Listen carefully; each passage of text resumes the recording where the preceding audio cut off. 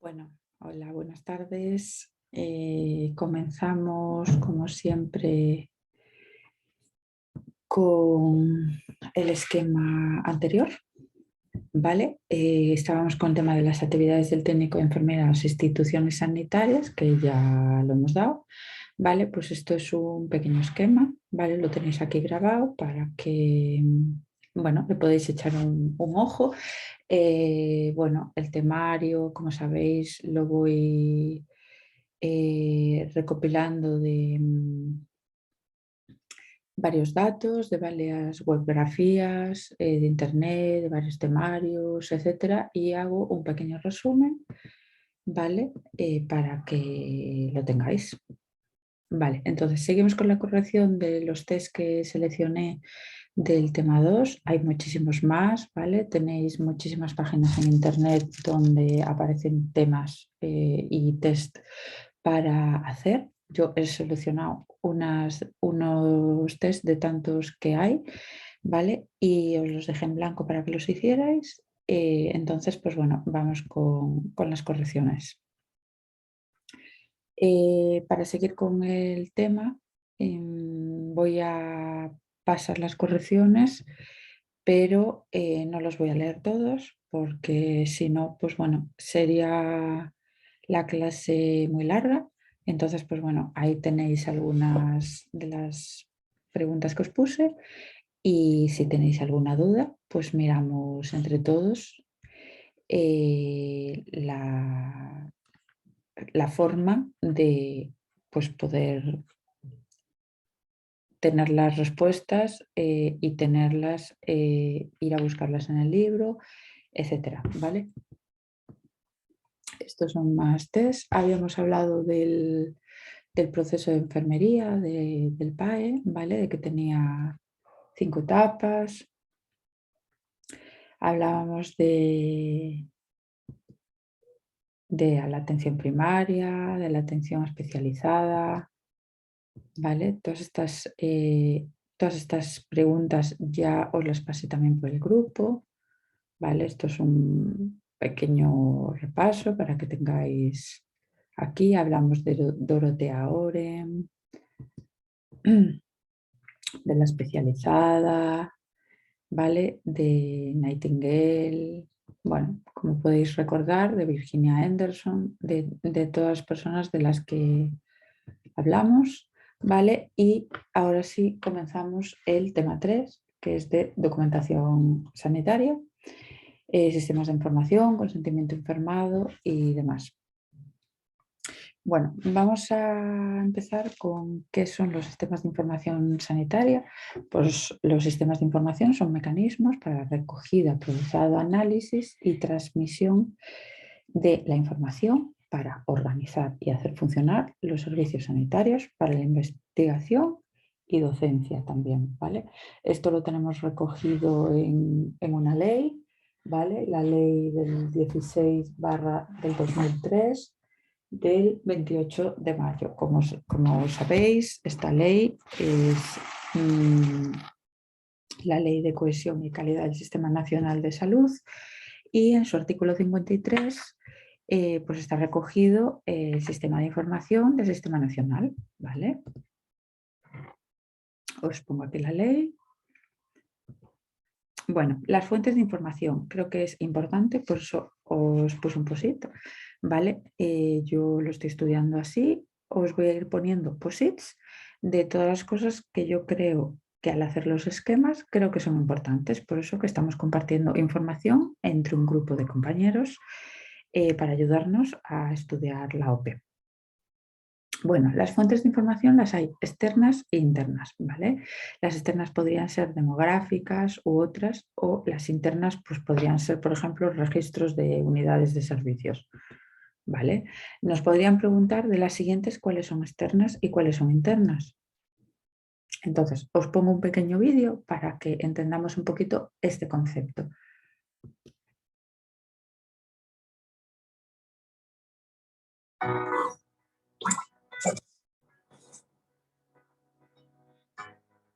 Fuentes de información.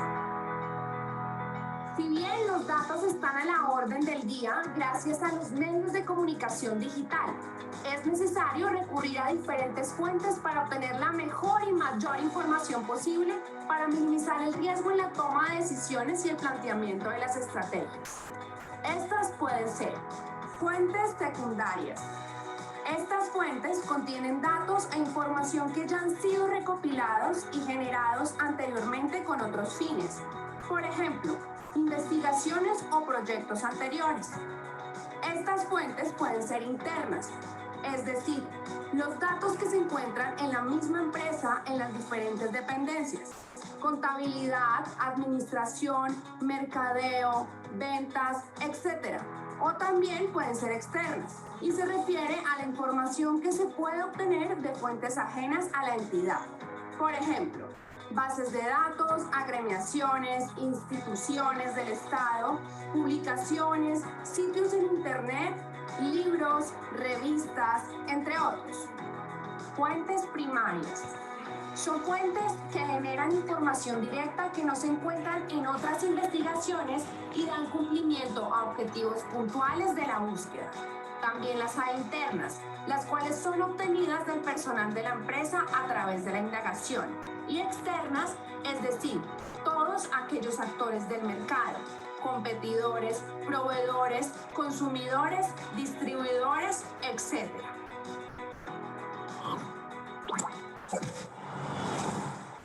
Bueno, pues con este pequeño vídeo resumimos lo que es las fuentes internas y externas. Vamos a hablar de los indicadores de clave del Sistema Nacional de Salud, ¿vale? ¿Cuáles son los indicadores? Vale, pues hay muchos, ¿vale? Indicadores del nivel de salud, por ejemplo, que nos orientan sobre los principales problemas de salud y la prevalencia de factores determinantes. Siempre hablamos de salud, ¿vale? Identifican desigualdades en el mismo. Vale, ahí os dejo indicadores estructurales, ¿vale? Como podrían ser los que nos proporcionan información para el análisis de la distribución de los recursos, por ejemplo, los pacientes, las camas, etc. Indicadores de utilización del sistema sanitario. Bueno, pues estos nos informan sobre las tasas de uso de determinados procedimientos y nos aproximan al conocimiento del consumo de recursos sanitarios, como por ejemplo la calidad, eficiencia, accesibilidad, anticipación, de los que ya he hablado en vídeos anteriores. Los indicadores de accesibilidad al sistema. Vale, pues estos posibilitan la identificación de problemas en el acceso a servicios sanitarios, como por ejemplo cualquier persona, independientemente de sus capacidades, desde la concertación de una cita a la utilización de los espacios sanitarios. Los indicadores de gasto nos informan sobre los recursos económicos utilizados sobre información de las cuentas oficiales, ¿vale? Como por ejemplo el gasto administrativo o el gasto corriente. ¿Qué más indicadores podríamos tener? Pues los indicadores de calidad de la atención en el Sistema Nacional de Salud, que nos informan sobre, colaboran más bien a orientar sobre la existencia de problemas, ¿vale? La provisión de servicios sanitarios, como por ejemplo la atención digna, la gestión de la mediación oral o prevenir el riesgo de caídas de pacientes internados. Bueno, vamos a hablar ahora de la documentación. Vamos a ver, aquí en la documentación sanitaria esta información se genera como consecuencia de la atención recibida en la atención primaria, especializada o en otros niveles, ¿vale? Tenemos aquí documentación clínica y documentación no clínica. Como sabéis, la clínica es aquella que está relacionada directamente con la salud del paciente y la no clínica pues es la que está relacionada con el proceso asistencial, pero no está relacionado con datos sanitarios. ¿Vale? Vale. Aquí, en la documentación clínica, pues tendremos que identificar al paciente, ¿vale? Y documentar su proceso. Con lo cual aquí tendremos los datos para la adecuada identificación del paciente, tendremos el médico o profesional responsable, tenemos los datos que identifiquen el proceso de atención sanitaria y luego datos relativos pues, relativos al proceso, como por ejemplo la anamnesis. La anamnesis es una entrevista clínica, como todos sabéis, ¿vale? Y la exploración física. Esta exploración física es el juicio clínico probable o definitivo, ¿vale? Luego también tenemos órdenes médicas, hoja de evolución, documento firmado de alta voluntaria, etc.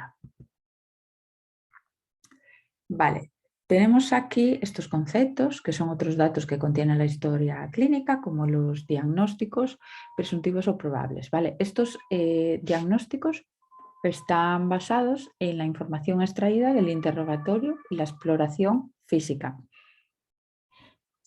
Los juicios de valor son los que el médico escribe porque cree que él es así, ¿vale? Son los comentarios subjetivos.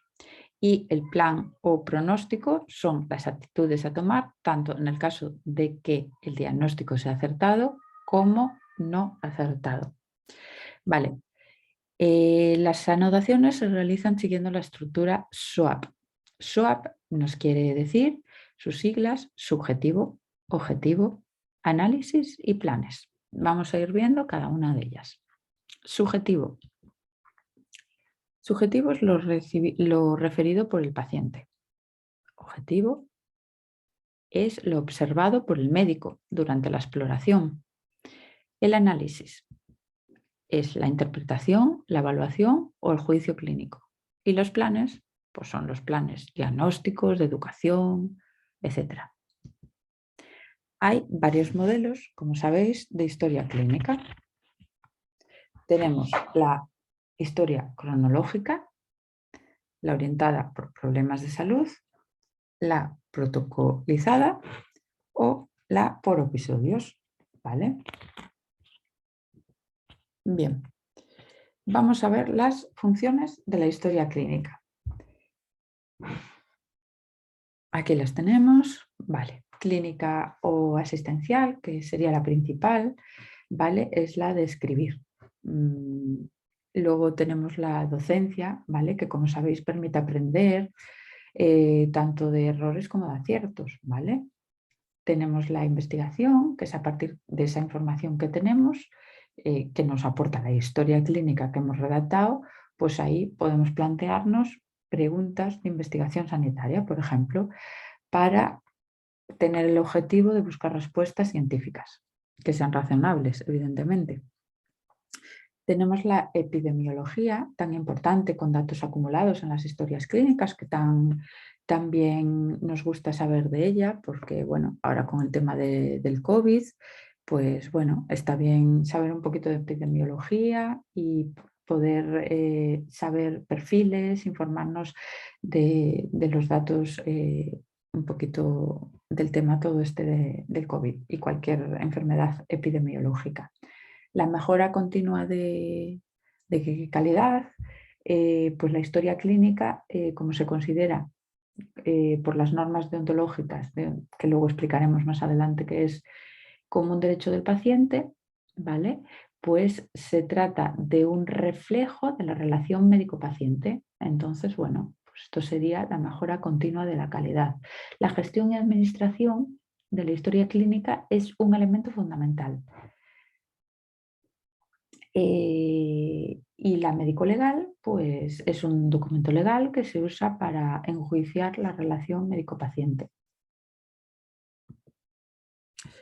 Bueno, tenemos la propiedad y custodia, que habría que saber de quién es propiedad la historia clínica. Bueno, ¿de quién es propiedad? Bueno, pues aquí la historia clínica, como sabemos, son documentos confidenciales que son propiedad de la administración sanitaria o entidad titular del centro sanitario. Pero, ¿qué pasa si el médico trabaja en el servicio de salud público? Bueno, pues porque la historia clínica sería de la administración. Pero ¿y qué pasa si ese mismo médico trabaja en la atención privada? Pues que la historia clínica pasaría a ser propiedad del mismo médico.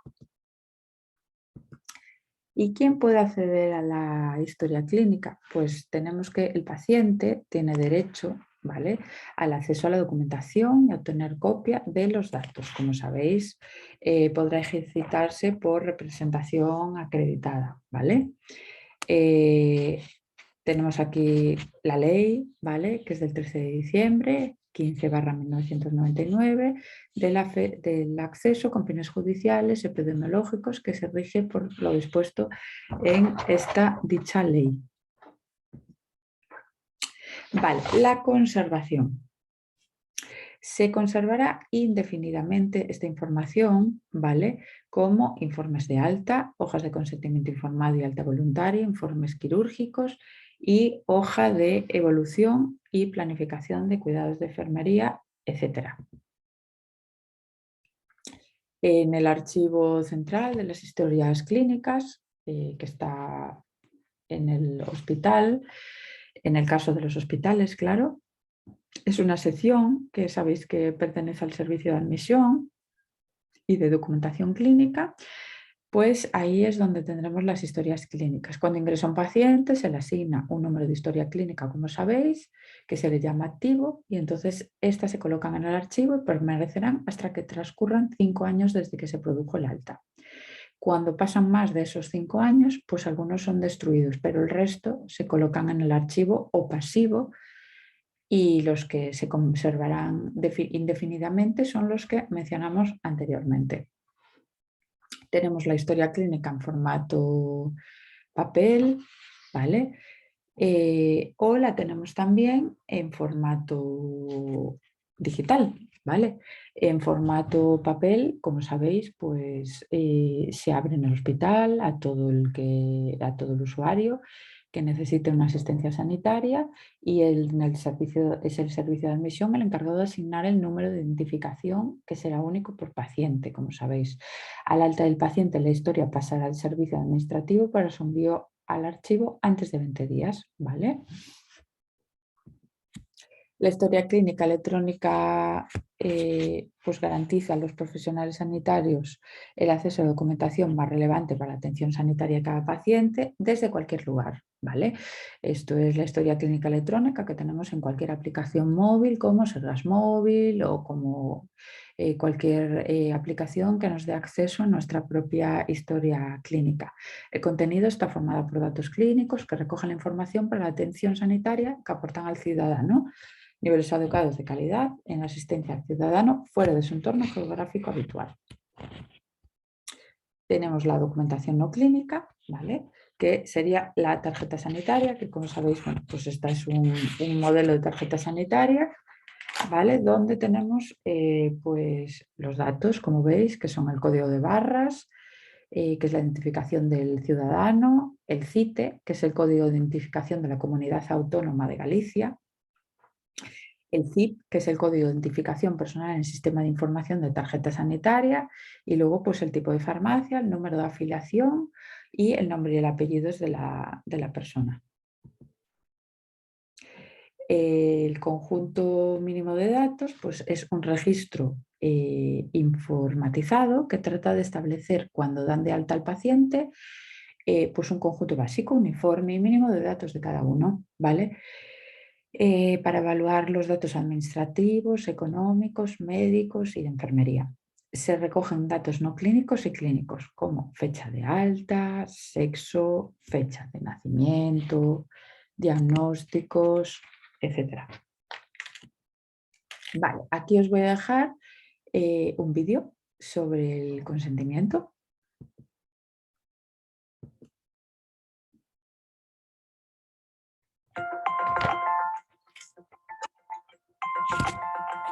¿Por qué es importante el consentimiento informado?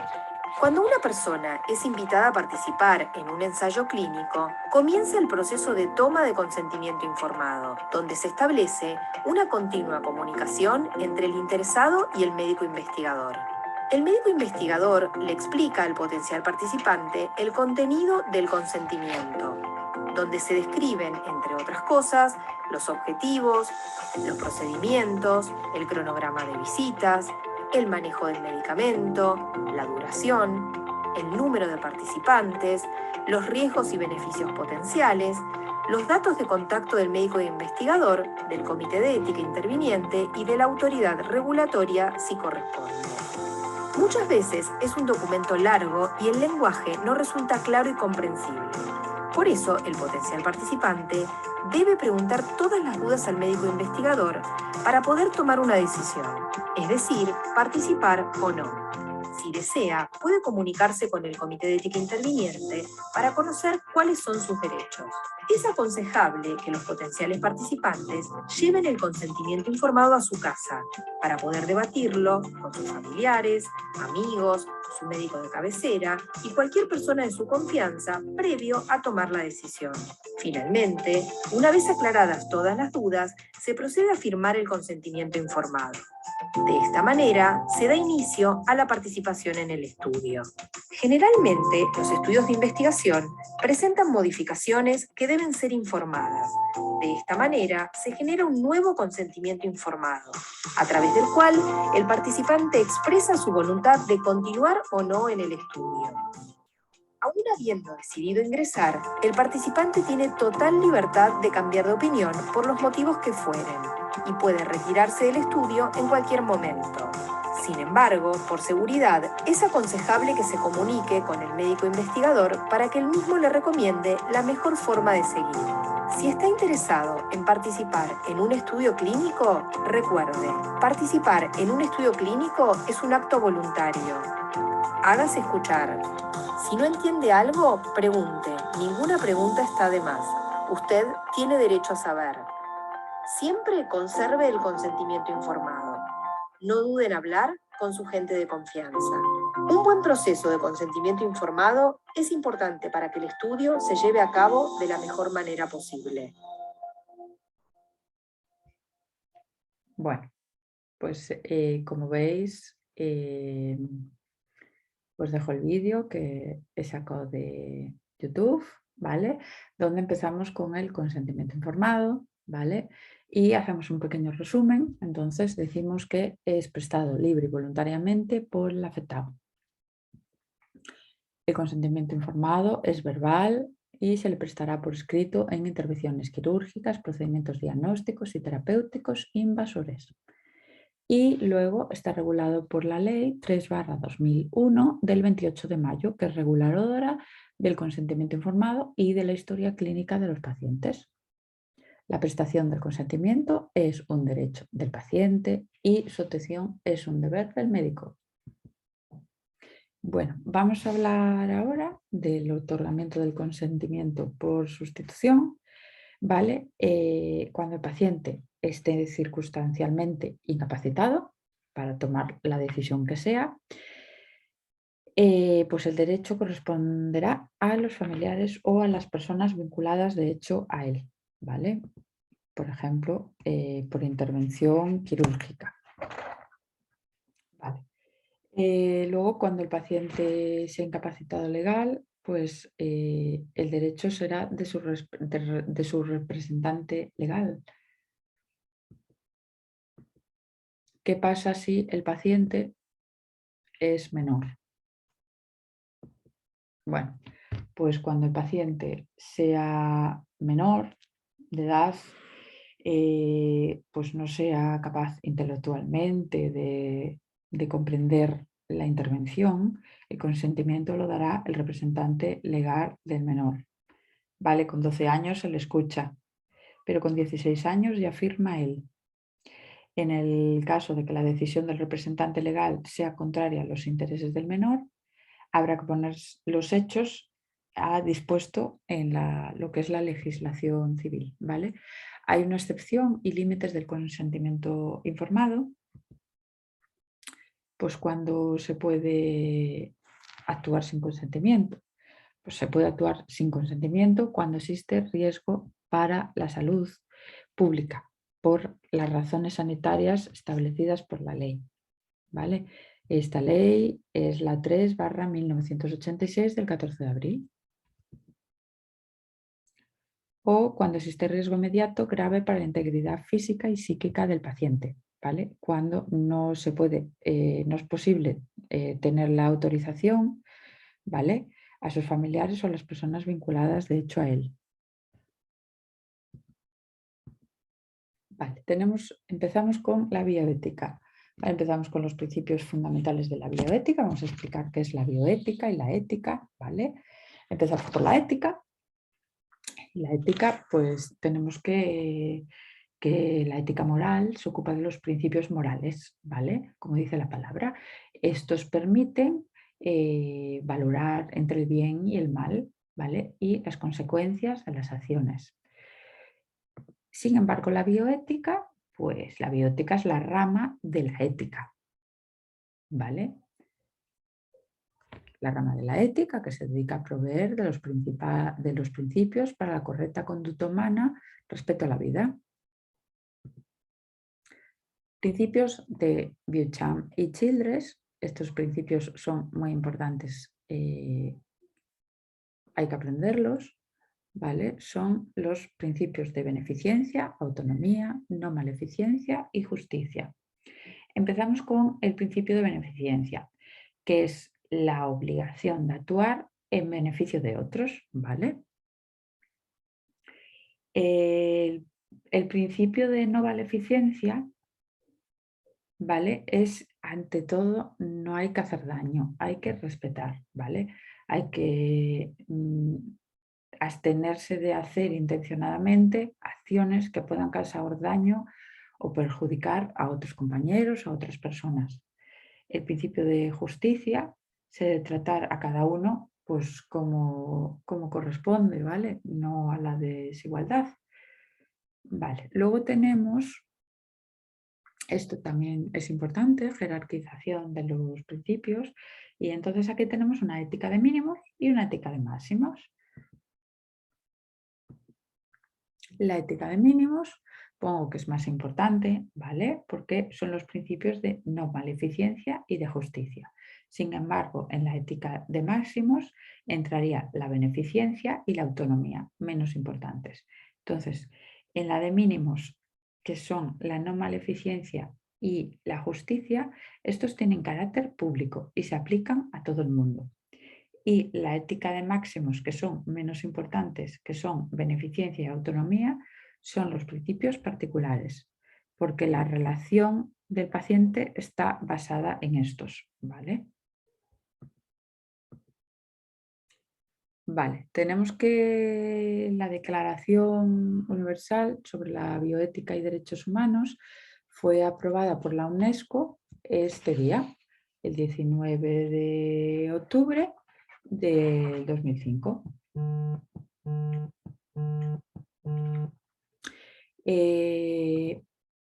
Bueno, vamos a hablar aquí de la dignidad humana y los derechos humanos, que se habrán de respetar la dignidad humana y los derechos humanos, ¿vale? Esto también habla la Constitución, que lo veremos en otro vídeo.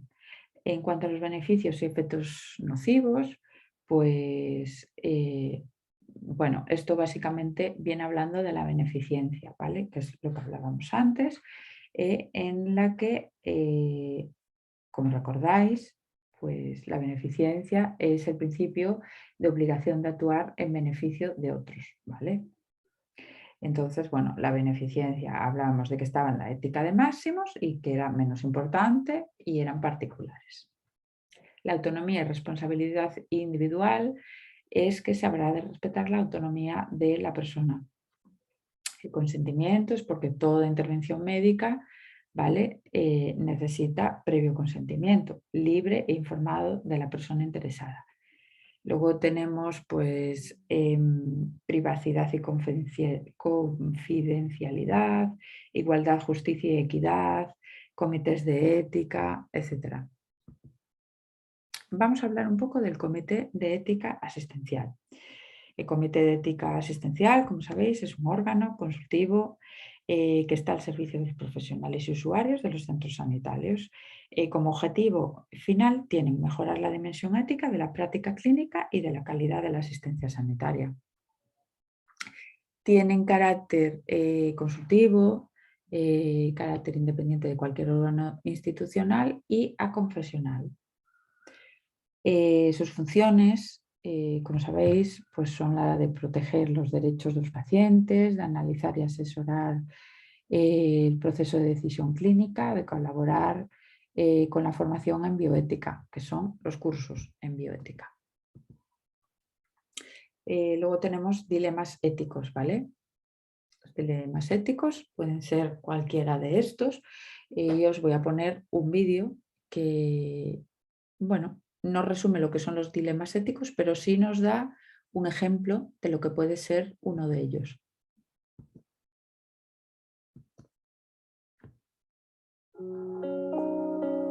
En esta oportunidad queremos compartir una experiencia que nos ha brindado la pandemia COVID-19. Como enfermeros nos hemos visto atravesados por la toma de decisiones en forma rápida, que muchas veces no nos da tiempo a la consulta en espera de una respuesta por parte del comité de crisis o bioética. La pregunta que una vez nos formulamos fue qué hacer ante la llegada de una paciente diagnosticada COVID positivo que justamente tiene internado en la misma sala a uno de sus seres queridos, en este caso su esposo. La situación es que su esposo se encuentra en una situación muy delicada y en caso de ser posible, ¿es conveniente internarlos a ambos juntos en la misma habitación? El dilema que encontramos en este ejemplo sería, ¿es favorable para la salud de esa mujer ver el estado crítico en que se encuentra su familiar? ¿O negarle esa posibilidad también jugaría en contra de su salud mental? Aquí entran en juego los principios de beneficencia y no maleficencia. ¿Cuál sería la mejor decisión?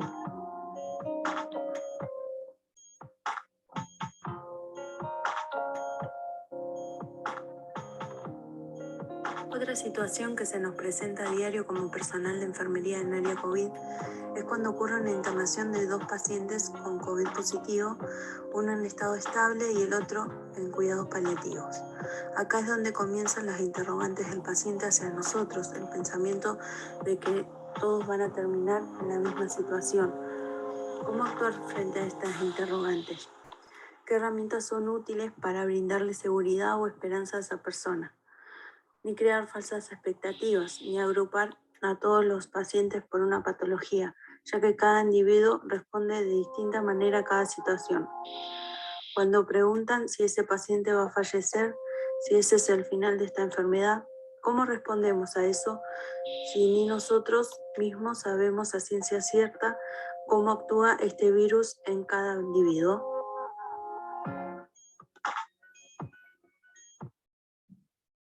Bueno, pues dilemas éticos, ¿vale? Dilemas éticos que no sabríamos resolver, nosotros como técnicos de enfermería pues no tendríamos que resolver, pero que el médico se vería en una situación, tanto en el caso 1 como en el caso 2, en una decisión ética complicada, ¿vale? En el que no sabríamos si la mujer sería conveniente ingresarla con su marido en las últimas voluntades, si sería malo para ella o el beneficio de dejar que se despida de esa persona. Bueno, cada uno puede tener una opinión. Yo evidentemente pues dejaría que esa mujer estuviera en los últimos momentos con esa persona, pero claro, esto sería un dilema ético. Y en el caso 2, pues más de lo mismo, ¿vale? Tenemos dos pacientes que no sabríamos muy bien qué hacer por ese dilema del que llevamos hablado. Bueno, pues situaciones que se nos pueden presentar de tantas situaciones. Bueno, vamos a hablar del secreto profesional. Como sabéis, es un compromiso que adquiere el profesional ante el paciente y la sociedad de guardar silencio sobre todo aquello que le hubiera sido confiado por el enfermo. Vamos, que todo lo que sabemos hospitalariamente, todo lo que sabemos del paciente, tenemos el deber como profesionales de la sanidad de guardárnoslo. Como sabéis, la regulación del secreto profesional está en el Código Penal, ¿vale? tenemos que constituye un delito previsto en el artículo 199 del Código Penal. Esto es importante. La revelación se castiga con 1 a 3 años de prisión y multa de 6 a 12 meses. Y la divulgación se castiga con penas de 1 a 4 años y multa de 12 a 24 meses. Y por supuesto nos inhabilitarían de 2 a 6 años. Hay que tener cuidado con estas cosas. Vale. La regulación del secreto profesional en la Ley General de Sanidad, pues está regulada en el artículo 10 de la Ley General de Sanidad. Entre ellos destacamos el derecho a la confidencialidad. Y aquí os dejo un pequeño vídeo para explicar lo que es el código deontológico que hablábamos antes de él.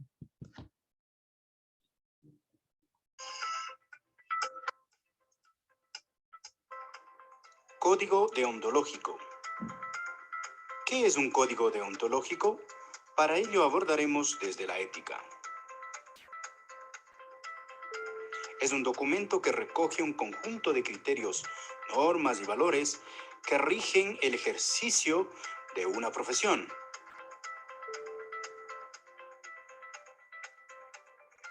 Las normas de un código deontológico son pactadas y aprobadas de forma común y unánime por todos los miembros de la actividad profesional para la que se estén elaborando. Objetivo: cumplir con un adecuado trabajo que ayude al conjunto de la sociedad.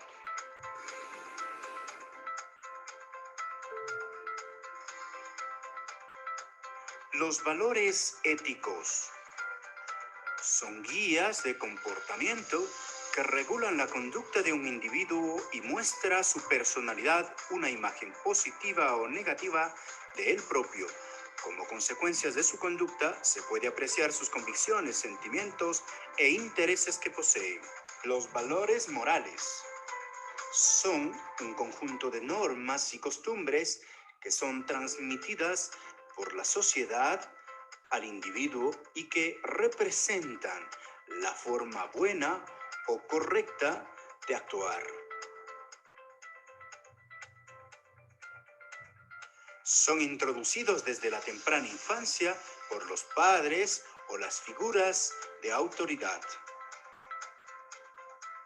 El manejo de la información.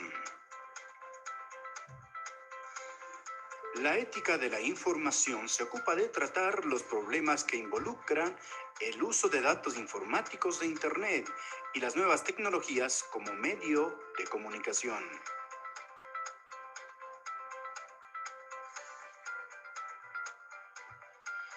Esto es comunicación.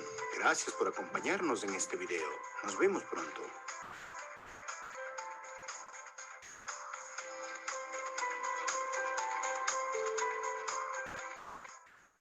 Bueno, pues aquí un vídeo explicando un poquito lo que hablábamos antes, ¿vale? Las normas deontológicas, ¿vale? Pues nos dice que el código de ética se establece en el artículo 16, que el secreto del médico inherente al ejercicio de su profesión se establece como derecho del paciente para su seguridad, que el secreto nos obliga a todos los médicos y profesionales, sea cual sea la modalidad de su ejercicio, que el médico guardará silencio de todo y los profesionales sanitarios, y que la muerte del enfermo no exime al médico del deber del secreto.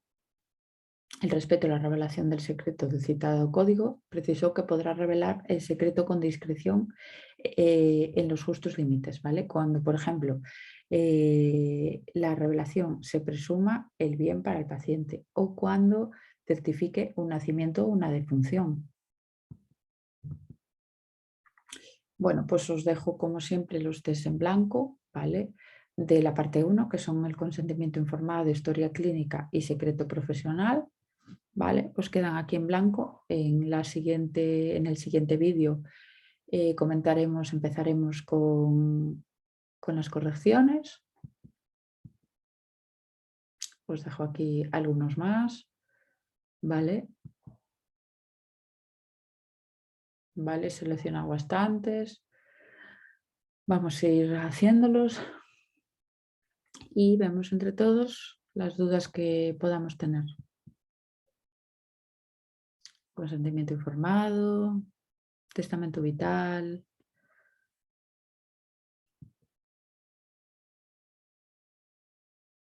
información previa al consentimiento, derecho de los pacientes a la información asistencial. Tenemos algunos test sobre bioética.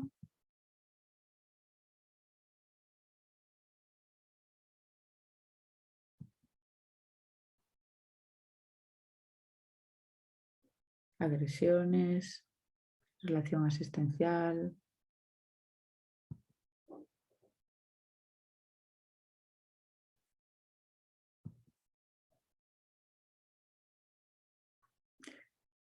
Vale. Y empezamos con el tema de la Constitución española, principios fundamentales, derechos y deberes de los españoles y la protección de la salud en la Constitución. Bueno, como siempre, daros las gracias y nos vemos en el siguiente vídeo.